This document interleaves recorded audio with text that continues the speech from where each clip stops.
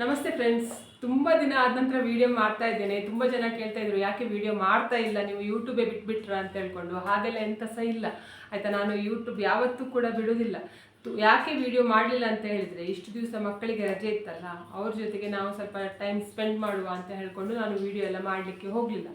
ಮಕ್ಕಳಿಗಿಂತ video ಮುಖ್ಯ ಅಲ್ಲ ಅಂತ ಹೇಳ್ಕೊಂಡು. ಆದ್ದರಿಂದ ಆಯಿತಾ, ಈಗ ಮಕ್ಕಳೆಲ್ಲ ಕಾಲೇಜ್ಗೆ ಹೋಗಲಿಕ್ಕೆ ಸ್ಟಾರ್ಟ್ ಮಾಡಿದ್ದಾರೆ, ಜೊತೆಗೆ ಸ್ಕೂಲ್ಗೆ ಕೂಡ ಹೋಗಲಿಕ್ಕೆ ಸ್ಟಾರ್ಟ್ ಮಾಡಿದಾರಲ್ಲ, ಅದಕ್ಕೆ ನಾನು ಇವಾಗ ಪುನಃ ವಿಡಿಯೋ ಮಾಡೋಣ ಅಂತ ಹೇಳ್ಕೊಂಡು ಪುನಃ ನಾನು ವಿಡಿಯೋ ಮಾಡ್ತಾ ಇದ್ದೇನೆ. ತುಂಬ ಜನ ಕೇಳಿದ್ರಲ್ಲ, ಥ್ಯಾಂಕ್ಸ್, ತುಂಬ ಥ್ಯಾಂಕ್ಸ್ ಆಯಿತಾ ಕೇಳಿದೆ. ನೀವು ಇನ್ನೂ ಕೂಡ ನನ್ನನ್ನು ಮರಿಲಿಲ್ಲಲ್ಲ, ಆ ಕಾರಣದಿಂದ ಹೇಳ್ತಾ ಇರೋದು, ತುಂಬ ಥ್ಯಾಂಕ್ಸ್ ಅಂತ ಹೇಳ್ಕೊಂಡು. ಇವತ್ತು ನಾನು ವಿಡಿಯೋದಲ್ಲಿ ಉಂಟಲ್ಲ, 20,000 ಸಂಬಳ ಉಂಟು, ನಿಮಗೆ ಏನು ಕೂಡ ಸೇವಿಂಗ್ ಮಾಡಲಿಕ್ಕೆ ಆಗ್ತಾ ಇಲ್ಲ, ಸಾಲ ಜಾಸ್ತಿ ಆಗ್ತಾ ಉಂಟು, 20,000ದಲ್ಲಿ ಜೀವನ ಮಾಡಲಿಕ್ಕೆ ಆಗುವುದೇ ಇಲ್ಲ ಆಯಿತಾ. ಕಡಿಮೆ ಸಂಬಳ 20,000 ಅಂತ ಹೇಳಿದರೆ, ಅದರಲ್ಲೂ ಕೂಡ ನಾವು ಸೇವಿಂಗ್ ಮಾಡೋದು ಹೇಗೆ, ಒಡವೆ ತಗೊಳ್ಳೋದು ಹೇಗೆ, ಅಥವಾ ನಾವು ನಮ್ಮ ಮುಂದಿನ ಜೀವನಕ್ಕೋಸ್ಕರ ತೆಗೆದಿಡೋದು ಹೇಗೆ ಅಂತ ಹೇಳ್ಕೊಂಡು ತುಂಬ ಜನ ಆಲೋಚನೆ ಮಾಡ್ತಾ ಇರ್ತಾರೆ. ನೋಡಿ, ಒಂದು ಮಿಡಲ್ ಕ್ಲಾಸ್ ಫ್ಯಾಮಿಲಿಯ ಪ್ರಾಬ್ಲಮ್ ಒಂದು ಮಿಡಲ್ ಕ್ಲಾಸ್ ಅವರಿಗೆ ಮಾತ್ರ ಗೊತ್ತಿರುತ್ತೆ. ಅದು ಬಿಟ್ಕೊಂಡು ಉಂಟಲ್ಲ, ನೀವು ನಿಮಗೆ 20,000 ಸಂಬಳ ಉಂಟು ಅಂತ ಹೇಳ್ಕೊಂಡು ನೀವು ಯಾರ ಹತ್ರ ತುಂಬ ದುಡ್ಡು ಇರುವವ್ರ ಹತ್ರ ಹೋಗಿ ಹೇಳಿದರೆ ನಮಗೆ ಸೇವಿಂಗ್ ಆಗ್ತಾ ಇಲ್ಲ ಅಂತ ಹೇಳಿದ್ರೆ, ಅವರು ಖರ್ಚು ಕಡಿಮೆ ಮಾಡಿ ನೀವು ಅಂತ ಹೇಳ್ಕೊಂಡು ಹೇಳ್ತಾರೆ. ಖರ್ಚು ಕಡಿಮೆ ಮಾಡೋದು ಹೇಗೆ, ಯಾವ ವಿಷಯದಲ್ಲಿ ನಾವು ಖರ್ಚು ಮಾಡಬೇಕು, ಅಥವಾ ನಾವು ಹೊಟ್ಟೆ ತುಂಬ ಊಟ ಮಾಡಬೇಕು, ಯಾವತ್ತೂ ಕೂಡ ಊಟ ಮಾಡುವ ವಿಷಯದಲ್ಲಿ ಉಂಟಲ್ಲ, ನಾವು ಅದನ್ನು ಖರ್ಚು ಕಡಿಮೆ ಮಾಡಲಿಕ್ಕೆ ಆಗೋದಿಲ್ಲ. ಆರೋಗ್ಯದ ವಿಷಯದಲ್ಲಿ ಕೂಡ ಹಾಗೆ, ಯಾವ ಜಾಗದಲ್ಲಿ ನಾವು ಖರ್ಚು ಕಡಿಮೆ ಮಾಡಬೇಕು ಅಂತ ಹೇಳ್ಕೊಂಡು ಯಾರೂ ಕೂಡ ಹೇಳೋದಿಲ್ಲ. ನಿಮಗೆ ಹಣ ಇಲ್ಲ ಅಂತ ಹೇಳಿದ್ರು ಕೂಡ ಖರ್ಚು ಕಡಿಮೆ ಮಾಡಿ ಅಂತ ಹೇಳ್ಕೊಂಡು ಹೇಳ್ತಾರೆ ಅಷ್ಟೇ. ಇವತ್ತಿನ ವಿಡಿಯೋದಲ್ಲಿ ನಾನು ಉಂಟಲ್ಲ, ನಿಮಗೆ ಹೇಗೆ ಯಾವ ಜಾಗದಲ್ಲಿ ನಿಮಗೆ ಹಣ ಸ್ವಲ್ಪ ಕಡಿಮೆ ಖರ್ಚು ಮಾಡ್ಬೋದು, ನಿಮಗೆ 1-2 ತಿಂಗಳು ಕಷ್ಟ ಆಗುತ್ತೆ ಪ್ರತಿಯೊಬ್ಬರಿಗೂ ನಾನು ಹೇಳಿದ ರೀತಿಯಲ್ಲಿ ಮಾಡಿದರೆ. ಯಾಕಂತ ಹೇಳಿದರೆ, ಅಂದರೆ ನೀವು ಬಿಂದಾಸ್ ಆಗಿ ಖರ್ಚು ಮಾಡಿರ್ತೀರ. 20,000 ಸಂಬಳ ಬಂದರೆ, ಅಂದರೆ 20,000 ಪೇಮೆಂಟ್ ನಿಮಗೆ ಬರ್ತಾ ಇದ್ದರೆ, ನಿಮಗೆ ಆಗಲಿ ನಿಮ್ಮ ಇದು ಹಸ್ಬೆಂಡ್ಗಾಗಿ ಬರ್ತಾ ಇದ್ದರೆ, ಅದನ್ನು ನೀವು ಫುಲ್ ಖಾಲಿ ಮಾಡಿಕೊಂಡು ಸಾಲ ಕೂಡ ತಗೊಂಡು ಇರ್ತೀರ. ಆದ್ದರಿಂದ ಉಂಟಲ್ಲ, ಸ್ವಲ್ಪ ಕಷ್ಟ ಆಗುತ್ತೆ, 1-2 ತಿಂಗಳು ಕಷ್ಟ ಆಗುತ್ತೆ. ಅದ್ರ ನಂತರ ಏನಾಗುತ್ತೆ ಅಂತ ಹೇಳಿದರೆ, ಪ್ರತಿ ತಿಂಗಳು ನಿಮಗೆ ಉಂಟಲ್ಲ ಮಿನಿಮಮ್ 5,000 ಉಳಿಯುವ ಹಾಗೆ ನಾನು ಹೇಳಿಕೊಡ್ತೇನೆ ಆಯಿತಾ. ಹೇಗೆ ಮಾಡಬೇಕು ಅಂತ ಹೇಳ್ಕೊಂಡು ನಾನು ಎಲ್ಲದೂ ಕೂಡ ಪ್ರತಿಯೊಂದನ್ನು ಕೂಡ ನಾನು ನಿಮಗೆ ಹೇಳಿಕೊಡ್ತೇನೆ. ಆದ್ದರಿಂದ ಉಂಟಲ್ಲ, ಈ ವಿಡಿಯೋನನ್ನು ಸ್ಕಿಪ್ ಮಾಡದೆ ವಿಡಿಯೋನನ್ನು ನೋಡಿ. ಜೊತೆಗೆ ಉಂಟಲ್ಲ, 2 ತಿಂಗಳು ನಿಮಗೆ ನೋಡಿ ಕಷ್ಟ ಆಗುತ್ತಷ್ಟೇ ನಾನು ಹೇಳಿದ ಹಾಗೆ. ಅದರ ನಂತರ ಉಂಟಲ್ಲ, ನಿಮಗೆ ಪ್ರತಿ ತಿಂಗಳು 5,000 ಉಳಿದ್ರೆ, 1 ತಿಂಗಳಿಗೆ 5,000 ಅಂತ ಹೇಳಿದ್ರೆ 1 ವರ್ಷಕ್ಕೆ ಎಷ್ಟು ಆಗುತ್ತೆ ಅಂತ ಹೇಳ್ಕೊಂಡು ಲೆಕ್ಕ ಹಾಕಿ. ಅದೇ ರೀತಿಯಲ್ಲಿ ಉಂಟಲ್ಲ, 10 ವರ್ಷದ ಲೆಕ್ಕ ಹಾಕಬೇಕು ನೀವು. ಅಂದರೆ ನೀವು ಸೇವಿಂಗ್ ಮಾಡೋದಾದರೆ ಉಂಟಲ್ಲ, 1 ವರ್ಷ ಆ ಥರ ಮಾಡಲಿಕ್ಕೆ ಹೋಗ್ಬಿಡಿ. 10 ವರ್ಷಕ್ಕೆ ಲೆಕ್ಕ ಹಾಕಿ. ಆವಾಗ 10 ವರ್ಷಕ್ಕೆ ನಿಮಗೆ ಎಷ್ಟಾಗುತ್ತೆ ಅಂತ ಹೇಳ್ಕೊಂಡು ಹೇಳ್ತೇನೆ. ನೀವು ಬರೀ 20,000 ಕೆಲಸ ನಂಬಿಕೊಂಡು ಕೂತ್ಕೊಂಡ್ರೆ ಆಗೋದಿಲ್ಲ ಆಯಿತಾ. ಅದರ ಜೊತೆಗೆ ಉಂಟಲ್ಲ, ನೀವು ಬೇರೆ ಕೆಲಸವನ್ನು ಕೂಡ ಮಾಡಬೇಕಾಗುತ್ತೆ. ಅದು ಕೂಡ ಹೇಗೆ ಅಂತ ಹೇಳ್ಕೊಂಡು ನಾನು ಹೇಳಿಕೊಡ್ತೇನೆ ಇವತ್ತಿನ ವಿಡಿಯೋದಲ್ಲಿ. ಅದ್ರ ಜೊತೆಗೆ ಕೆಲವರ ಮನೆಯಲ್ಲಿ ಏನಾಗುತ್ತೆ ಅಂತ ಹೇಳಿದ್ರೆ, ಹೆಂಡತಿ ಕೂಡ ದುಡಿತಾಳೆ, ಗಂಡ ಕೂಡ ದುಡಿತಾರೆ, ಇಬ್ಬರು ಕೂಡ ದುಡಿತಾರೆ. ಆದರೆ ಅವ್ರ ಹತ್ರ ಹಣ ಎಂತ ಸಹ ಕೂಡ ಇರೋದಿಲ್ಲ, ಎಲ್ಲದೂ ಕೂಡ ಕ್ಲೀನ್ ಆಗಿರುತ್ತೆ, ಖಾಲಿ ಆಗಿರುತ್ತೆ. ಇವಾಗ ನಾನು ಹೇಳೋದು ಏನಂತ ಹೇಳಿದ್ರೆ, ನೀವು ಗಂಡ ಹೆಂಡತಿ ಇಬ್ಬರು ಕೂಡ ದುಡಿಯುವವರಾಗಿದ್ರೆ ಉಂಟಲ್ಲ, ದಯವಿಟ್ಟು ನೀವು ಅರ್ಥ ಮಾಡ್ಕೊಳ್ಳಿ. ಏನಂತ ಹೇಳಿದರೆ, ನೀವು ಇವತ್ತು ಎಲ್ಲ ಖಾಲಿ ಮಾಡ್ಕೊಂಡು ಕೂತ್ಕೊಂಡ್ರೆ ನಿಮಗೆ ವಯಸ್ಸಾಗುತ್ತೆ ಅಲ್ಲ, ವಯಸ್ಸಾದಾಗ ನಿಮ್ಮ ಮಕ್ಕಳು ಕೂಡ ನಿಮ್ಮನ್ನು ನೋಡ್ಕೊಳ್ಳೋದಿಲ್ಲ. ಅದನ್ನು ನೀವು ತಲೆಯಲ್ಲಿ ಇಟ್ಕೊಳ್ಬೇಕು ಮೊದಲು. ಆದ್ದರಿಂದ ನೀವು ಇಬ್ಬರು ಕೂಡ ಗಂಡ ಹೆಂಡತಿ ದುಡಿತಿದ್ದಾರೆ ಅಂತ ಹೇಳ್ಕೊಂಡು, ಆದರೆ ಒಬ್ಬರ ಇದು ಸಂಬಳ ಆದರೂ ಉಂಟಲ್ಲ, ಅದರಲ್ಲಿ ಒಂದು ಮಿನಿಮಮ್ 10,000 ಬಂದರೆ 10,000, 15 ಬರಲಿ, 20 ಬರಲಿ, ಎಷ್ಟೇ ಬರಲಿ, ಒಬ್ಬರ ಹಣವನ್ನಾದರೂ ಫುಲ್ ಸೇವಿಂಗ್ ಮಾಡಲಿಕ್ಕೆ ಟ್ರೈ ಮಾಡಿ. ಒಬ್ಬರ ಹಣವನ್ನು ಖರ್ಚು ಮಾಡಿ. ಈಗ ಫಾರ್ ಎಕ್ಸಾಂಪಲ್ ಹೇಳಬೇಕು ಅಂತ ಹೇಳಿದ್ರೆ, ಗಂಡನಿಗೆ ಒಂದು 25,000 ಇದು ಪೇಮೆಂಟ್ ಬರುತ್ತೆ, ಹೆಂಡತಿಗೆ ಒಂದು 10,000 ಬರ್ತದೆ ಅಂತ ಹೇಳ್ಕೊಂಡು ಹೇಳುವ. ಆವಾಗ ಗಂಡನದ್ದು 25,000 ಬೇಕಾದರೂ ಖಾಲಿ ಮಾಡಿ, ಹೆಂಡತಿದ್ದು 10,000 ಉಂಟಲ್ಲ, ಪ್ರತಿ ತಿಂಗಳು ಸೇವಿಂಗ್ ಮಾಡಿಕೊಂಡು ಬನ್ನಿ. ಆದ್ದರಿಂದ ಏನಾಗುತ್ತೆ ಅಂತ ಹೇಳಿದರೆ, 1 ತಿಂಗಳಿಗೆ 10,000 ಉಳಿತು ಅಂತ ಹೇಳಿದರೆ, 10 ತಿಂಗಳಿಗೆ 1 ಲಕ್ಷ ಆಗುತ್ತೆ ಅಲ್ವಾ. 1 ವರ್ಷಕ್ಕೆ 1,20,000 ಆಗುತ್ತೆ.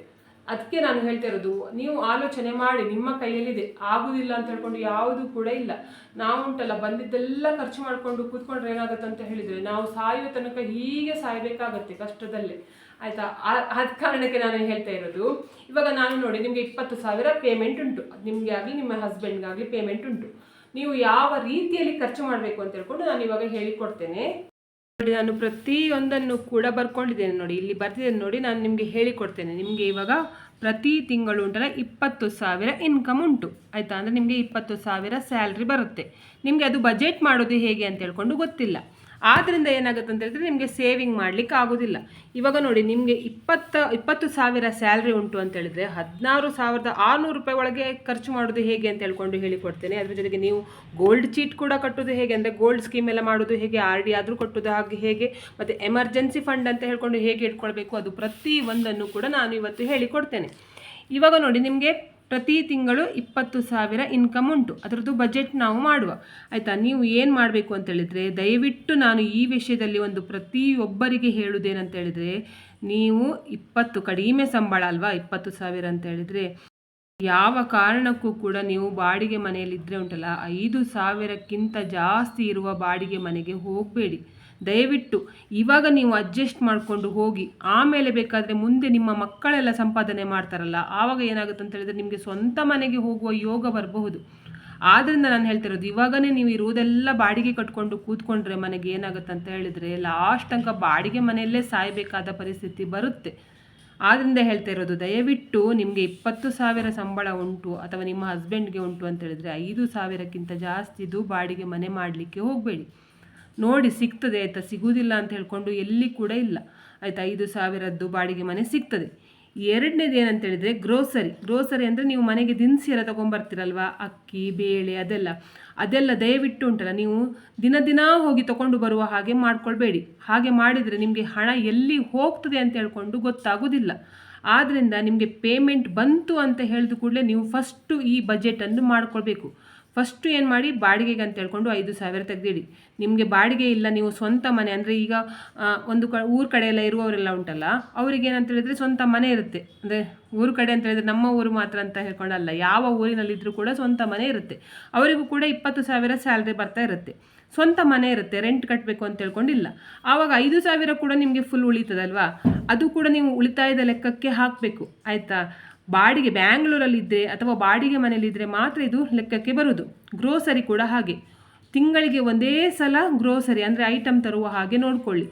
ಆದಷ್ಟು ಉಂಟಲ್ಲ 3,000 ಒಳಗಡೆ ನೀವು ತೊಗೊಬರಬೇಕು. ಯಾಕಂತ ಹೇಳಿದ್ರೆ ನಿಮಗೆ ಪೇಮೆಂಟ್ ಇರುವುದೇ ಕಡಿಮೆ ಆಯಿತಾ. ಪೇಮೆಂಟೇ ಕಡಿಮೆ ಇರುವಾಗ ನೀವು ಇದಕ್ಕಿಂತ ಜಾಸ್ತಿ ಗ್ರೋಸರಿ ತಂದರೆ ಏನಾಗುತ್ತಂತ ಹೇಳಿದರೆ, ಅಂದರೆ ಅಕ್ಕಿ ಬೇಳೆ ಆ ಥರದ್ದೆಲ್ಲ ತೊಗೊಬಂದರೆ ಏನಾಗುತ್ತಂತ ಹೇಳಿದರೆ ನಿಮಗೆ ಸಾಲ ಮಾಡುವ ಪರಿಸ್ಥಿತಿ ಬಂದೇ ಬರುತ್ತೆ. ಆದ್ದರಿಂದ ಹೇಳೋದು, ಗ್ರೋಸರಿ ಆದಷ್ಟು 3,000 ಒಳಗಡೆ ತೊಗೊಬನ್ನಿ. ಮೂರನೇದು ಗ್ಯಾಸ್, ಇದು ಎಂತ ಸಹ ಮಾಡಲಿಕ್ಕೆ ಆಗೋದಿಲ್ಲ ಆಯಿತಾ. ನಮಗೆ ಕಡಿಮೆ ಮಾಡಲಿಕ್ಕೆ ಆಗೋದಿಲ್ಲ, ಅವರು ಯಾವ ಬಿಲ್ ಕೊಡ್ತಾರೆ ನೋಡಿ ಆ ಬಿಲ್ ನಾವು ತೊಗೊಳ್ಬೇಕಲ್ವಾ. ಆದ್ದರಿಂದ ಗ್ಯಾಸ್ ನಮಗೆ ಇವಾಗ ಏನಾಗ್ತಾಯಿದೆ ಅಂತ ಹೇಳಿದ್ರೆ 960 ರೂಪಾಯಿ ತೊಗೊಳ್ತಾ ಇದ್ದಾರೆ. ಅದು 900, ಇದು ನಿಮಗೆ 20,000 ಸಂಬಳ ಬಂದರೂ ಕೂಡ ನಿಮಗೆ 960 ರೂಪಾಯೇ ಬರುತ್ತೆ. ನಿಮಗೆ 1,00,000 ಸಂಬಳ ಬಂದರೂ ಕೂಡ ಇಲ್ಲಿ 960 ರೂಪಾಯಿನೇ ಬರುತ್ತೆ. ಅದು ಎಂತ ಸಹ ಮಾಡಿದರೂ ಚೇಂಜ್ ಮಾಡಲಿಕ್ಕೆ ಆಗೋದಿಲ್ಲ ಆಯಿತಾ.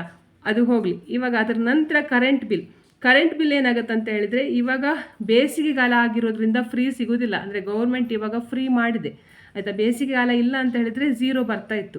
ಇವಾಗ ಒಂದು 500 ಅಂತ ಹೇಳ್ಕೊಂಡು ನಾನು ಹೇಳ್ತೇನೆ ಆಯಿತಾ, ತಗೊಳ್ತೇನೆ ಆಯಿತಾ. ನಿಮಗೆ ಅಂದರೆ ಈ ಸ್ಯಾಲ್ರಿ ಬರುವವರಿಗೆ ಈ ಅಮೌಂಟ್ ನಾನು ಹಾಕ್ತಾ ಇದ್ದೇನೆ ಆಯಿತಾ, ಅದು ಕೂಡ ಕೂಡಿಸ್ತಾ ಇದ್ದೇನೆ. ಇದು ಚಳಿಗಾಲದಲ್ಲಾಗಲಿ ಮಳೆಗಾಲದಲ್ಲಾಗಲಿ ಇದು ಕೂಡ ನಿಮ್ಗೆ ಏನಾಗುತ್ತೆ ಅಂತ ಹೇಳಿದ್ರೆ ಫ್ರೀ ಆಗುತ್ತೆ. ಈ ಗವರ್ಮೆಂಟ್ ಇರುವ ತನಕ ಮಾತ್ರ, ಆಮೇಲೆ ಫ್ರೀ ಹೋಗ್ತದಾ ಇಲ್ವ ನನಗೆ ಗೊತ್ತಿಲ್ಲ. ನಾನು ಇವಾಗ ಸದ್ಯದ ಪರಿಸ್ಥಿತಿ ಹೇಳ್ತಾ ಇರೋದು. ಫ್ರೀ ಉಂಟಲ್ಲ ಕರೆಂಟ್ ಬಿಲ್, ಆದ್ದರಿಂದ ಇಲ್ಲ ಅಂತ ಹೇಳಿದ್ರೆ ಒಂದು ಮಿನಿಮಮ್ 500 ರೂಪಾಯಿ ಬರ್ತದೆ ಅಂತ ಹೇಳ್ಕೊಂಡು ಲೆಕ್ಕ ಹಾಕುವ. ಆಮೇಲೆ ಮೊಬೈಲ್ದು ಫೋನ್ ರೀಚಾರ್ಜ್ ಆಯಿತಾ. 2 ಫೋನ್ ಉಂಟು, ಗಂಡನ ಹತ್ರ ಒಂದು ಫೋನ್ ಉಂಟು, ಹೆಂಡತಿ ಹತ್ರ ಒಂದು ಫೋನ್ ಉಂಟು ಅಂತ ಹೇಳಿದರೆ ಇಬ್ಬರ ಫೋನ್ಗೂ ಕೂಡ ಮೊಬೈಲ್ಗೆ ಆಯಿತಾ 500 ರೂಪಾಯಿಗಿಂತ ಜಾಸ್ತಿ ರೀಚಾರ್ಜ್ಗೆ ಹೋಗಬೇಡಿ ಆಯಿತಾ. ಪ್ರತಿ ತಿಂಗಳು ನಾನು ಹೇಳ್ತಾ ಇರೋದು ಇದು ಲೆಕ್ಕ. 500 ರೂಪಾಯಿ ರೀಚಾರ್ಜ್ ಮಾಡಿ. ಆದಷ್ಟು ಉಂಟಲ್ಲ ನೀವು ಇದಕ್ಕಿಂತ ಜಾಸ್ತಿ ಆಗದೆ ಇರುವ ಹಾಗೆ ನೋಡ್ಕೊಳ್ಬೇಕು. 2 ಮೊಬೈಲ್ಗೆ 500 ರೂಪಾಯಿ ರೀಚಾರ್ಜ್. ಇವಾಗ ನೆಕ್ಸ್ಟು ಕೇಬಲ್ ಏನು ಮಾಡ್ತೀರಂತ ಹೇಳಿದರೆ, ನಿಮಗೆ ಯಾವುದು ಅಗತ್ಯ ಉಂಟು ನೋಡಿ ಆ ಚಾನಲ್ಗಳನ್ನು ಮಾತ್ರ ತಗೊಳ್ಳಿ. ನಮಗೆ ಎಲ್ಲದು ಬೇಕು ಅಂತ ಹೇಳ್ಕೊಂಡು ಹೇಳಿದರೆ ಜಾಸ್ತಿ ನೀವು ಅಮೌಂಟ್ ಕಟ್ಟಬೇಕಾಗುತ್ತೆ. ನಿಮಗೆ ಅಗತ್ಯ ಇರುವ ಚಾನಲ್ಗಳನ್ನು ತೊಗೊಂಡ್ರೆ 250 ರೂಪಾಯಿಗೆ ನಿಮಗೆ ಕೇಬಲ್ ಬಿಲ್ ಬರುತ್ತೆ. ಅದರ ನಂತರ ಹಾಲು ನಾನಿಲ್ಲಿ 1/2 ಲೀಟ್ರದ್ದು ಸ್ಪೆಷಲ್ ಮಿಲ್ಕ್ದು ಹೇಳ್ತಿದ್ದೇನೆ. ಅಂದರೆ ಆರೆಂಜ್ ಕಲರ್ ಮಿಲ್ಕ್ ಬರ್ತದೆ ನೋಡಿ, ಅದನ್ನು ನಾನು ಹೇಳ್ತಿದ್ದೇನೆ. 1/2 ಲೀಟ್ರ್ ಲೆಕ್ಕದಲ್ಲಿ ತೊಗೊಂಡ್ರೆ ಸಾಕಾಗ್ತದೆ. ಇದನ್ನು ನಾನು ಕೂಡ ಮಾಡಿದ್ದೇನೆ ಒಂದು ಟೈಮಲ್ಲಿ. ಆದ್ದರಿಂದ ನಾನು ಹೇಳ್ತಾ ಇರೋದು, ನಿಮಗೆ ಸ್ಯಾಲ್ರಿ ಕಡಿಮೆ ಉಂಟು ಅಂತ ಹೇಳ್ಕೊಂಡು ಆಗುವಾಗ ಉಂಟಲ್ಲ, ನಾವು ಹೆಣ್ಮಕ್ಳು ಉಂಟಲ್ಲ, ಇದು ಬುದ್ಧಿವಂತರಾದರೆ ಮಾತ್ರ ನಾವು ಸೇವಿಂಗ್ ಮಾಡಲಿಕ್ಕೆ ಆಗೋದಿಲ್ಲ, ಅಂದರೆ ಎಂಥ ಸಹ ಮಾಡಲಿಕ್ಕೆ ಆಗೋದಿಲ್ಲ. ನಾನು ಏನು ಮಾಡ್ತಿದ್ದೆ ಅಂತ ಹೇಳಿದ್ರೆ 1/2 ಲೀಟ್ರ್ ಹಾಲು ತೊಗೊಬಂದು ಉಂಟಲ್ಲ, ಅಂದರೆ ಇದೆ ಸ್ಪೆಷಲ್ ಮಿಲ್ಕ್ ಆರೆಂಜ್ ಕಲರ್ ತೊಗೊಬಂದು ಅದಕ್ಕೆ ನಾನೇನು ಮಾಡ್ತಿದ್ದೆ ಅಂತ ಹೇಳಿದ್ರೆ 2-3 ಲೋಟದಷ್ಟು ದೊಡ್ಡ ಲೋಟದಲ್ಲಿ ನೀರು ಹಾಕಿ ಉಂಟಲ್ಲ, ಅದು 1 ಲೀಟ್ರ್ ಹಾಲು ಆಗುವ ಥರ ನೋಡ್ಕೊಳ್ತಾ ಇದ್ದೆ. ಯಾರಾದರೂ ನೋಡುವಾಗ ಅಂದರೆ ನಾವು ಉಂಟಲ್ಲ ದಪ್ಪ ದಪ್ಪ ಹಾಲೆಲ್ಲ ಕುಡಿಯೋದು ಅದೆಲ್ಲ ಎಂತ ಸಹ ಇಲ್ಲ. ಬೆಳಿಗ್ಗೆ ಒಂದು ಚಹಾ ಮಾಡೋದು ಅಷ್ಟೇ, ಚಹಾ ಮಾತ್ರ ಕುಡಿತಾ ಇದ್ವಿ. ನೀವು ಕಾಫಿ ಮಾಡುವವರಾಗಿದ್ದರೂ ಕೂಡ ಅಷ್ಟೇ ಆಯಿತಾ. ಮಕ್ಕಳಿಗೆ ಕೂಡ ಇದರಲ್ಲಿ ಹಾಲು ಕೊಡಲಿಕ್ಕೆ ಆಗ್ತದೆ. ಅರ್ಧ ಲೀಟ್ರ್ ನೀವು ಹಾಲು ತೊಗೊಂಡ್ರೆ ಉಂಟಲ್ಲ, ಮಕ್ಕಳಿಗೂ ಕೂಡ ಅಂದರೆ ನನಗೆ ಕೂಡ 2 ಜನ ಮಕ್ಕಳಿದ್ದಾರೆ, 2 ಮಕ್ಕಳಿದ್ದಾರೆ. ಆದ್ದರಿಂದ ಹೇಳ್ತಾ ಇರೋದು ನಾನು, ಮಕ್ಕಳಿಗೂ ಕೂಡ ಕೊಡಲಿಕ್ಕೆ ಆಗ್ತದೆ ಹಾಲು ಆಯಿತಾ. 810 ರೂಪಾಯಿ ಆಗ್ತದೆ ಅರ್ಧ ಲೀಟ್ರ್ ಸ್ಪೆಷಲ್ ಮಿಲ್ಕ್ ಆದರೆ. ನೀವು ಉಂಟಲ್ಲ ಬ್ಲೂ ಕಲರ್ ಆಗಲಿ ಅಥವಾ ಗ್ರೀನ್ ಕಲರ್ ತೊಗೊಂಡ್ರೆ ಉಂಟಲ್ಲ, ಅದು ಸ್ವಲ್ಪ ನಿಮಗೆ ಇನ್ನೂ ಕಡಿಮೆ ಆಗ್ತದೆ. ನಾನು ಇಲ್ಲಿ ಸ್ಪೆಷಲ್ ಮಿಲ್ಕ್ದು ಹೇಳ್ತಾ ಇರೋದು. ವೆಜಿಟೇಬಲ್ಸ್ ಕೂಡ ಹಾಗೆ, ನೀವು ವೆಜಿಟೇಬಲ್ಸ್ 1000 ರೂಪಾಯಿಗೆ ಎಂಥ ವೆಜಿಟೇಬಲ್ಸ್ ಅಂತ ಹೇಳ್ಕೊಂಡು ಹೇಳಲಿಕ್ಕೆ ಹೋಗಬೇಡಿ. ನೀವೆಂತ ಮಾಡಬೇಕು ಅಂತ ಹೇಳಿದರೆ ವೆಜಿಟೇಬಲ್ಸ್ ಉಂಟಲ್ಲ, ಈ ಕೆಲವೊಂದು ಕಡೆಯಲ್ಲಿ ಸಂತೆ ಅಂತ ಹೇಳ್ಕೊಂಡು ನಡೀತದೆ, ಪ್ರತಿ ವಾರ ಸಂತೆ. ಅಂತಹ ಜಾಗದಲ್ಲಿ ನೀವು ಸಂತೆಯಲ್ಲಿ ತೊಗೊಳ್ಬೋದು. ನಾವು ಬ್ಯಾಂಗ್ಳೂರಲ್ಲಿ ಇರೋದು ಅಂಬಿಕಾ, ನನಗೆ ಸಂತೆಗಿಂತ ಎಂತ ಸಹ ಇಲ್ಲ. ನಾವು ಇಷ್ಟು 1000ದಲ್ಲಿ ನಮಗೆ ಆಗೋದಿಲ್ಲ ಅಂತ ಹೇಳ್ಕೊಂಡು ನಾನು ಬರೀ ವೆಜಿಟೇಬಲ್ಸ್ ಮಾತ್ರ ಹೇಳ್ತಿದ್ದೇನೆ, ಅಲ್ಲಿ ಬೇರೆ ಹೇಳ್ತಾ ಇಲ್ಲ. ನೀವು ಏನು ಮಾಡ್ಬೋದು ಅಂತ ಹೇಳಿದರೆ, ಇವಾಗ ನೀವು ಒಂದು ಪಲಾವ್ ಮಾಡ್ತೀರಾ ಅಂತ ಹೇಳ್ಕೊಂಡು ಹೇಳುವ, ನೀವು ತುಂಬ ರಾಶಿ ಕ್ಯಾರೆಟು, ಬೀನ್ಸು, ಅದು ಮತ್ತು ಅದಕ್ಕೆ ಬೇಕಾಗಿದ್ದು ಪಲಾವ್ಗೆ ಬೇಕಾಗಿದ್ದು ಎಲ್ಲ ಐಟಮ್ಸ್ ಎಲ್ಲ ರಾಶಿ ತೊಗೊಬಂದು ಒಣಗಿಸಿ ಹಾಳು ಮಾಡುವ ಬದಲು ಪ್ರತಿದಿನ ಹೋಗಿ ನೀವು ಮಾರ್ಕೆಟ್ಗೆ ಅಥವಾ ನಿಮ್ಮ ಮನೆ ಹತ್ರನೇ ತರಕಾರಿ ಮಾರ್ಕೊಂಡು ಬರ್ತಾರಲ್ಲ ಅವ್ರ ಹತ್ರ ಹೇಳಿ, ನನಗೆ 100 ರೂಪಾಯಿಗೆ ಎಲ್ಲ ಮಿಕ್ಸ್ ತರಕಾರಿ ಕೊಡಿ ಅಂತ ಹೇಳ್ಕೊಂಡು ಹೇಳಿ, ಕೊಡ್ತಾರೆ. ಕೊಡೋದಿಲ್ಲ ಅಂತ ಹೇಳ್ಕೊಂಡು ಯಾರೂ ಕೂಡ ಹೇಳೋದಿಲ್ಲ. ನಾವು ಕೂಡ ಮಾಡೋದು ಇದೆ ಆಯಿತಾ. 100 ರೂಪಾಯಿ ಕೊಟ್ಕೊಂಡು ಎಲ್ಲ ಮಿಕ್ಸ್ ತರಕಾರಿ ಎಲ್ಲದೂ ಕೊಡ್ತಾರೆ, ಒಂದೊಂದು ಕೊಡ್ತಾರೆ. ಆವಾಗ ಏನಾಗುತ್ತೆ ಅಂತ ಹೇಳಿದ್ರೆ ನಿಮಗೆ ಈ ಕಡೆಯಿಂದ ಸಾಂಬಾರು ಮಾಡಲಿಕ್ಕೂ ಕೂಡ ಆಗುತ್ತೆ, ಈ ಕಡೆಯಿಂದ ತಿಂಡಿ ಮಾಡಲಿಕ್ಕೂ ಕೂಡ ಆಗುತ್ತೆ. ಆವಾಗ ಏನಾಗುತ್ತೆ ಅಂತ ಹೇಳಿದ್ರೆ ವೆಜಿಟೇಬಲ್ಸ್ಗೆ 1000 ರೂಪಾಯಿ ಆಗುತ್ತೆ. ಇವಾಗ ನಾನ್ ವೆಜ್ ತಿನ್ನುವವರುಂಟಲ್ಲ, ನಿಮಗೆ ಇದು ಹಣ ಕಡಿಮೆ ಇರುವವರಿಗೆ ಮಾತ್ರ ನಾನು ಹೇಳ್ತಾ ಇರೋದು, ಬೇರೆಯವರಿಗೆ ನಾನು ಹೇಳ್ತಾ ಇಲ್ಲ. ಮತ್ತು ಗಾಂಚರಿ ಎಲ್ಲ ಕಮೆಂಟ್ ಮಾಡಲಿಕ್ಕೆ ಹೋಗಬೇಡಿ. ನಿಮಗೆ 20,000 ಪೇಮೆಂಟ್ ಉಂಟು ಅಂತ ಹೇಳ್ಕೊಂಡಾದರೆ ನೀವು 600 ರೂಪಾಯಿಗಿಂತ ಜಾಸ್ತಿ ನಾನ್ ವೆಜ್ ತಿನ್ನಲಿಕ್ಕೆ ಹೋಗಬೇಡಿ. ಯಾಕಂತ ಹೇಳಿದರೆ ಜಾಸ್ತಿ ತಿಂದರೆ ನಿಮಗೆ ಸಾಲ ಆಗ್ತದೆ ಅಷ್ಟೇ, ಮತ್ತು ಬೇರೆ ಎಂಥ ಸಹ ಆಗೋದಿಲ್ಲ. ನಿಮಗೆ ಸಾಲ ಮಾಡಿಕೊಂಡು ಕೂತ್ಕೊಳ್ಬೇಕಾಗತ್ತೆ. ನಿಮಗೆ ಹೇಗೋ ವೆಜಿಟೇಬಲ್ಸ್ ಸಿಗ್ತಾ ಉಂಟು. ಆದ್ದರಿಂದ ನಾನ್ ವೆಜ್ ಉಂಟಲ್ಲ, ವಾರಕ್ಕೆ 1 ಸಲ 2 ವಾರಕ್ಕೆ 1 ಸಲ ಮಾಡಿದರೆ ಸಾಕಾಗುತ್ತೆ ಆಯಿತಾ. ಆದಷ್ಟು ನಾನ್ ವೆಜ್ಗೆ ಒಂದು 600 ರೂಪಾಯಿಗಿಂತ ಜಾಸ್ತಿ ಹಾಕಲಿಕ್ಕೆ ಹೋಗಬೇಡಿ. ಇವಾಗ ನೆಕ್ಸ್ಟು ಫ್ರೂಟ್ಸ್ ಬೇಕಾಗುತ್ತೆ, ಸ್ನ್ಯಾಕ್ಸ್ ಬೇಕಾಗುತ್ತೆ. ಫ್ರೂಟ್ಸ್ ಮತ್ತು ಸ್ನ್ಯಾಕ್ಸ್ಗೂ ಕೂಡ ಹಾಗೆ 500ಕ್ಕಿಂತ ಜಾಸ್ತಿ ಮಾಡಲಿಕ್ಕೆ ಹೋಗಬೇಡಿ. ಇವಾಗ ಮನೆಯಲ್ಲಿ ಮಕ್ಕಳಿದ್ದಾರೆ ಅಂತ ಹೇಳ್ಕೊಂಡಾದರೆ ಇವಾಗ ಸೀಸನಲ್ಲಿ ಯಾವ ಫ್ರೂಟ್ಸ್ ಸಿಗುತ್ತೆ ನೋಡಿ, ಆ ಫ್ರೂಟ್ಸ್ ಹೆಲ್ತ್ಗೆ ಕೂಡ ಒಳ್ಳೆಯದು, ಎಲ್ಲದಕ್ಕೂ ಕೂಡ ಒಳ್ಳೆಯದು. ಆದ್ದರಿಂದ ನಾನು ಹೇಳ್ತಾ ಇರೋದು ಏನಂತ ಹೇಳಿದ್ರೆ, ಸೀಸನ್ ಇಲ್ಲದೆ ಇರುವ ಫ್ರೂಟ್ಸ್ಗಳಿಗೆ ರೇಟ್ ಜಾಸ್ತಿ ಇರುತ್ತೆ. ಅದರಿಂದ ಈಗ ಮ್ಯಾಂಗೋ ನೋಡಿ, ಮಾವಿನ ಹಣ್ಣು ಸಿಗ್ತಾ ಉಂಟು, ಅದಕ್ಕೆಲ್ಲ ನೋಡಿ, ಮತ್ತು ದ್ರಾಕ್ಷಿ ಹಣ್ಣು ಸಿಗ್ತಾ ಉಂಟು. ಈ ಥರದ್ದೆಲ್ಲ ಉಂಟಲ್ಲ, ಏನಾಗುತ್ತಂತೆ ವಾಟರ್ ಮೆಲನ್, ಇದೆಲ್ಲ ನಿಮಗೆ ಕಡಿಮೆ ಹಣದಲ್ಲಿ ಸಿಗ್ತದೆ. ಒಂದು ಮಾವಿನ ಹಣ್ಣು ತೊಗೊಂಬಂದರೆ, 2 ಮಕ್ಕಳು ಇದ್ದರೆ ಒಂದು ಮಾವಿನ ಹಣ್ಣು ತೊಗೊಂಬಂದರೆ 2 ಪೀಸ್ ಮಾಡಿ ಮಕ್ಕಳಿಗೆ ಕೊಡ್ಬೋದು ಆಯಿತಾ. ಅದೇ ರೀತಿಯಲ್ಲಿ ಗಂಡ ಹೆಂಡತಿ ಅಂದರೆ 2 ಮಾವಿನ ಹಣ್ಣು ತೊಗೊಬಂದರೆ ಸಾಕಾಗುತ್ತೆ ಆಯಿತಾ. ತುಂಬ ತೊಗೊಬರ್ಬೇಕಂತ ಹೇಳ್ಕೊಂಡಿಲ್ಲ. ಆದ್ದರಿಂದ ಹೇಳ್ತಾ ಇರ್ತೇನೆ, ಸ್ನ್ಯಾಕ್ಸ್ ಮತ್ತು ಫ್ರೂಟ್ಸ್ಗೆ 500 ರೂಪಾಯಿ. ಇಲ್ಲಿ ನೋಡಿ, ಇಲ್ಲಿ ವೆಜಿಟೇಬಲ್ಸ್ ಕೂಡ ಬಂತು, ನಾನ್ ವೆಜ್ ಕೂಡ ಬಂತು, ಫ್ರೂಟ್ಸ್ ಕೂಡ ಬಂತು, ಸ್ನ್ಯಾಕ್ಸ್ ಕೂಡ ಬಂತು. ಸ್ನ್ಯಾಕ್ಸ್ ಅಂತ ಹೇಳಿದ್ರೆ ಕೆಲವು ಮಕ್ಕಳೆಲ್ಲ ಚಾಕ್ಲೇಟ್ ಎಲ್ಲ ಅದೆಲ್ಲ ಕೇಳ್ತಾರೆ ನೋಡಿ, ಆದ್ದರಿಂದ ನಾನು ಅದಕ್ಕೆ ಕೂಡ 500 ಹಾಕಿದ್ದೇನೆ. ಇವಾಗ ನೆಕ್ಸ್ಟ್ ಪೆಟ್ರೋಲ್. ನಿಮ್ಮ ಹತ್ರ ಗಾಡಿ ಇದೆ, ಪೆಟ್ರೋಲ್ ಹಾಕದಿದ್ರೆ ಹೋಗ್ಲಿಕ್ಕೆ ಆಗೋದಿಲ್ಲ. ಇವಾಗ ಅಂದರೆ ಹೆಣ್ಣು ಮಕ್ಕಳಿಗಾದರೆ ಬಸ್ಸಲ್ಲಿ ಹೋಗ್ಬೋದು, ಫ್ರೀ ಟಿಕೆಟ್ ಉಂಟು. ಆದರೆ ಗಂಡಸರಿಗೆ ಆಗೋದಿಲ್ಲ ಅಲ್ವಾ, ಕೆಲಸಕ್ಕೆಲ್ಲ ಹೋಗುವಾಗ ನಮಗೆ ಬೇಕೇ ಬೇಕು. ಆದ್ದರಿಂದ ಪೆಟ್ರೋಲ್ ಉಂಟಲ್ಲ, ಆದಷ್ಟು 2000ಕ್ಕಿಂತ ಅಗತ್ಯ ಇಲ್ಲದೆ ಇರುವ ಜಾಗಕ್ಕೆ ಗಾಡಿಯನ್ನು ತಗೊಂಡು ಹೋಗಬೇಡಿ. ಅಗತ್ಯ ಇರುವ ನಿಮಗೆ ಕೆಲಸಕ್ಕೆ ಬೇಕು ನೋಡಿ, ಅಷ್ಟು ಮಾತ್ರ ಹೋಗಿ. ಬೇರೆ ಕಡೆ ಚಿಕ್ಕ ಜಾಗಕ್ಕೆ, ಹತ್ತಿರದ ಜಾಗಕ್ಕೆ ಹೋಗೋದಾದರೆ ನೀವು ನಡ್ಕೊಂಡು ಹೋಗಿದ್ರೆ ಏನಾಗುತ್ತೆ ಅಂತ ಹೇಳಿದ್ರೆ ನಿಮ್ಮದು ಆರೋಗ್ಯ ಕೂಡ ಚೆನ್ನಾಗಿರುತ್ತೆ, ಹೆಲ್ತ್ ಚೆನ್ನಾಗಿರುತ್ತೆ ಆಯಿತಾ. ಬೊಜ್ಜು ಅದೆಲ್ಲ ಏನೂ ಕೂಡ ಇರೋದಿಲ್ಲ, ಆರೋಗ್ಯ ಚೆನ್ನಾಗಿರುತ್ತೆ. ಆದ್ದರಿಂದ ಹೇಳ್ತಾ ಇರೋದು, 2000ಕ್ಕಿಂತ ಜಾಸ್ತಿ ಪೆಟ್ರೋಲ್ ಹಾಕಲಿಕ್ಕೆ ಹೋಗಬೇಡಿ. ಅಂದರೆ ನೀವು ಎಲ್ಲ ಕಡೆಗೂ ಹೋದರೆ ಏನಾಗುತ್ತೆ ಅಂತ ಹೇಳಿದರೆ, ನಿಮ್ಮದು ಪೇಮೆಂಟ್ ಕಡಿಮೆ ಇರುವುದರಿಂದ ನೀವೆಲ್ಲ ಕಡೆಗೆ ಗಾಡಿ ತೊಗೊಂಡು ಹೋಗ್ತೇನೆ ಅಂತ ಹೇಳಿದರೆ ಆಮೇಲೆ ಆಸ್ಪತ್ರೆಗೆ ಕೂಡ ಹಣ ಹಾಕಬೇಕಾಗುತ್ತೆ. ಯಾಕಂತ ಹೇಳಿದ್ರೆ ನಿಮಗೆ ಎಲ್ಲ ಹೆಲ್ತ್ ಪ್ರಾಬ್ಲಮ್ ಬರಲಿಕ್ಕೆ ಸ್ಟಾರ್ಟ್ ಆಗುತ್ತೆ. ಹೆಲ್ತ್ ಪ್ರಾಬ್ಲಮ್ ಬಂದರೂ ಕೂಡ ಡಾಕ್ಟ್ರ್ ಹತ್ರ ಹೋಗಲೇಬೇಕು. ಅದರಿಂದ ಹತ್ತಿರ ಜಾಗಕ್ಕೆಲ್ಲ ನಡ್ಕೊಂಡು ಹೋಗಿ, ಅಗತ್ಯ ಇರುವ ಜಾಗಕ್ಕೆ ಮಾತ್ರ ಪೆಟ್ರೋಲ್ ಹಾಕಿ, ಅದು ಕೂಡ 2,000 ರೂಪಾಯಿಗಿಂತ ಮೀರದೆ ಇರುವ ಹಾಗೆ ನೋಡ್ಕೊಳ್ಳಿ. ಇವಾಗ ಮಕ್ಕಳಿದ್ದಾರೆ, ಸ್ಕೂಲ್ ಫೀಸ್ ಕಟ್ಟಬೇಕು ಆಯಿತಾ. ನೀವು ಆದಷ್ಟು ಉಂಟಲ್ಲ, ನಿಮಗೆ ಫ್ರೀ ಸೀಟ್ ಸಿಗ್ತದ ನೋಡಿ, ಇಂಗ್ಲೀಷ್ ಮೀಡಿಯಮಲ್ಲಿ ಕೂಡ ಇದೆ ಉಂಟಲ್ವಾ. ಆದ್ದರಿಂದ ಒಂದು ವೇಳೆ ಸಿಗಲಿಲ್ಲ ಅಂತ ಹೇಳ್ಕೊಂಡಾದರೆ ಆದಷ್ಟು ಉಂಟಲ್ಲ, ತುಂಬ ದೊಡ್ಡ ಸ್ಕೂಲಿಗೆ ಹಾಕಬೇಕಂತ ಹೇಳ್ಕೊಂಡಿಲ್ಲ. ಮಕ್ಕಳು ಯಾವ ಸ್ಕೂಲಲ್ಲಿದ್ದರೂ ಕೂಡ ಓದ್ತಾರೆ, ಓದುವ ಮಕ್ಕಳು ಎಲ್ಲಿದ್ದರೂ ಕೂಡ ಓದ್ತಾರೆ. ಓದದೇ ಇರುವವರು ಯಾವ ಸ್ಕೂಲಿಗೆ ಹಾಕಿದರೂ ಕೂಡ ಓದೋದಿಲ್ಲ. ಆಯಿತಾ. ನೀವು ಇಂಟರ್ನ್ಯಾಷನಲ್ ಸ್ಕೂಲ್ಗೆ ಹಾಕಿದರೂ ಕೂಡ ಅವರು ಓದೋದಿಲ್ಲ. ಆದ್ದರಿಂದ ಹೇಳೋದು ಆದಷ್ಟು ಕಡಿಮೆ ಫೀಸ್ ಇರುವ ಸ್ಕೂಲು, ಅದು ಕೂಡ ಎಜುಕೇಷನ್ ಚೆನ್ನಾಗಿರೋದು ನೋಡಿಕೊಂಡು ಅಂತಹ ಸ್ಕೂಲ್ಗೆ ಹಾಕಿ. ಇವಾಗ 2 ಮಕ್ಕಳಾದರೂ ಆಗಲಿ, 1 ಮಗು ಬೇಕಾದರೆ ಆಗಲಿ, ನಿಮ್ಮದು ಉಂಟಲ್ಲ ಏನಾಗುತ್ತೆ ಅಂತ ಹೇಳಿದ್ರೆ ಸ್ಕೂಲ್ ಫೀಸ್ ಉಂಟಲ್ಲ 1,500 ರೂಪಾಯಿ ಒಳಗಡೆ ಇರಲಿ, ಆಯಿತಾ. ಆದಷ್ಟು ಮತ್ತು ಟ್ಯೂಷನ್ ಉಂಟಲ್ಲ ಮನೆಯಲ್ಲೇ ಮಾಡಲಿಕ್ಕಾಗುತ್ತಾ ನೋಡಿ ನೀವೇ, ಅಂದರೆ ಸ್ವಲ್ಪ ಎಜುಕೇಷನ್ ಎಲ್ಲ ನಿಮಗೆ ಇದ್ದರೆ ಉಂಟಲ್ಲ ಮನೆಯಲ್ಲೇ ಮಾಡಲಿಕ್ಕಾಗತ್ತಾ ಅಂತ ಹೇಳ್ಕೊಂಡು ನೋಡಿ. ಇಲ್ಲ ಅಂತ ಹೇಳಿದರೆ ನಿಮಗೆ ಅಷ್ಟು ಎಜುಕೇಷನ್ ಇಲ್ಲ ಅಂದರೆ 1000 ರೂಪಾಯಿ ಅಂದರೆ 1000 ರೂಪಾಯಿದು ಸ್ಕೂಲ್ ಫೀಸ್ ಇರುವ ಹಾಗೆ ನೋಡ್ಕೊಳ್ಳಿ, 500 ರುಪೀಸು ಟ್ಯೂಷನ್ ಫೀಸ್ ಇರುವ ಹಾಗೆ ನೋಡ್ಕೊಳ್ಳಿ. ಇವಾಗ ಇದನ್ನೆಲ್ಲ ನೀವು ಕೌಂಟ್ ಮಾಡುವಾಗ ಅಂದರೆ ನಿಮಗೆ ಫುಲ್ ಇದಿಷ್ಟು ನೀವು ಕೌಂಟ್ ಮಾಡುವಾಗ ಏನಾಗುತ್ತೆ ಅಂತ ಹೇಳಿದರೆ ನಿಮಗೆ ಇಲ್ಲಿ ಎಷ್ಟು ಅಮೌಂಟ್ ಆಗುತ್ತೆ ಅಂತ ಹೇಳಿದ್ರೆ 16,620 ರೂಪಾಯಿ ಆಗುತ್ತೆ, ಆಯಿತಾ. ಪ್ರತಿ ತಿಂಗಳು ನಿಮಗೆ ಸಂಬಳ ಎಷ್ಟಿರೋದು, ಪೇಮೆಂಟ್ ಎಷ್ಟಿರೋದು 20,000. 20,000ದಲ್ಲಿ ಇದು 16,000 ಆಯಿತು. 16,000 ನೀವು ನೋಡಿ, 20,000ದಲ್ಲಿ 16,000ವನ್ನು ಮೈನಸ್ ಮಾಡಿ, ಆವಾಗ ನಿಮಗೆ ಎಷ್ಟು ಉಳಿತದೆ ನೋಡಿ, 3,380 ರೂಪಾಯಿ ನಿಮಗೆ ಉಳಿತು ಅಲ್ವಾ. ನೋಡಿ, ನೀವು ಒಂದು ವೇಳೆ ಬೇಕಾಬಿಟ್ಟು ಖರ್ಚು ಮಾಡಿದರೆ ನಿಮಗೆ ಇದು ಇಷ್ಟು ಉಳಿತಿತ್ತಾ? ಇಷ್ಟು ಉಳಿತಾ ಇರಲಿಲ್ಲ. ಜೊತೆಗೆ ಇದ್ರ ಜೊತೆಗೆ ಸಾಲನೇ ಆಗ್ತಾ ಇತ್ತು ಬಿಟ್ಟರೆ ಉಳಿತಾ ಇರಲಿಲ್ಲ. ನೋಡಿ ಇಲ್ಲಿ ನೋಡಿ, ನಿಮಗೆ 3,380 ರೂಪಾಯಿ ಉಳಿತು. ಇವಾಗ ಈ ಹಣ ಎಂತ ಮಾಡೋದು? ಬಟ್ಟೆ ತಗೊಳ್ಳೋದಾ? ಅಲ್ಲ. ಗಮ್ಮತ್ತು ಮಾಡೋದಾ? ಅಲ್ಲ. ತಿರುಗಾಡೋದಾ? ಅಲ್ಲ. ಇದು ನೀವು ಕಷ್ಟಪಟ್ಟು ಆಯಿತಾ ಸೇವಿಂಗ್ ಮಾಡಿರುವ ಹಣ. ಇದನ್ನುಂಟಲ್ಲ ಒಟ್ರಾಶಿ ಹೇಗೆ ಖರ್ಚು ಮಾಡಲಿಕ್ಕೆ ಹೋಗಬೇಡಿ. ಇದರಲ್ಲಿ ಎಂತ ಮಾಡಿ ಅಂತ ಹೇಳಿದರೆ ನಾನು ನೋಡಿ ಹೇಳ್ಕೊಡ್ತಿದ್ದೆ ನೋಡಿ, ನಿಮಗೆ ಇಲ್ಲಿ ಸೇವಿಂಗ್ 3,380 ರೂಪಾಯಿ ಕಾಣಿಸ್ತಾ ಉಂಟು.